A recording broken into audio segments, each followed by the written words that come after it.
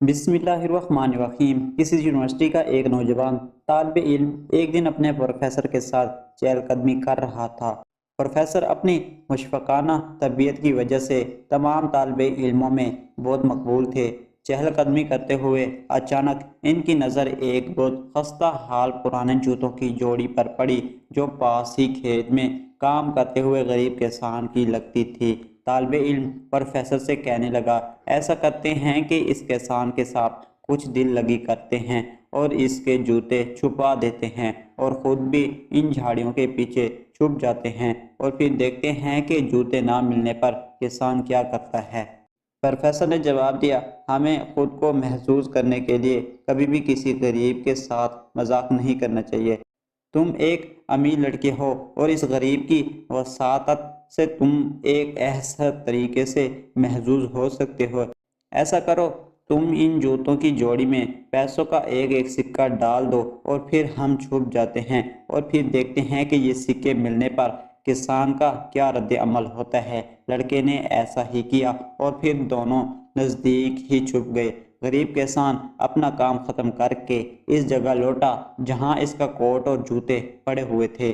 کوٹ پہنتے ہوئے اس نے جو ہی اپنا ایک پاؤں جوتے میں ڈالا تو اسے کچھ سخت سی چیز محسوس ہوئی۔ وہ دیکھنے کی خاطر جھکا تو اسے جوتے میں سے ایک سکہ ملا۔ اس نے سکے کو بڑی حیرانگی سے دیکھا، اسے الٹا پلٹا کیا اور پھر بار بار اسے دیکھنے لگا۔ پھر اس نے اپنے چاروں طرف نظر دوڑائی کہ شاید اسے کوئی بندہ نظر آ جائے، لیکن اسے کوئی بھی نظر نہ آیا۔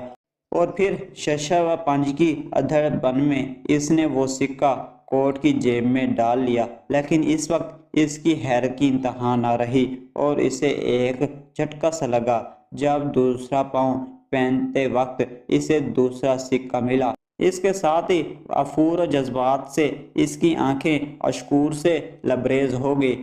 وہ اپنے گھٹنوں کے بل گر پڑا اور آسمان کی طرف منہ کر کے اپنے رب کا شکریہ ادا کرنے لگا کہ جس نے اس کی کسی غیبی طریقے سے مدد فرمائی، وگرنہ اس کی بیمار بیوی اور بھوکے بچوں کا جو گھر میں روٹی تک کو ترس رہے ہیں کوئی پرسانہ حال نہ ہوتا۔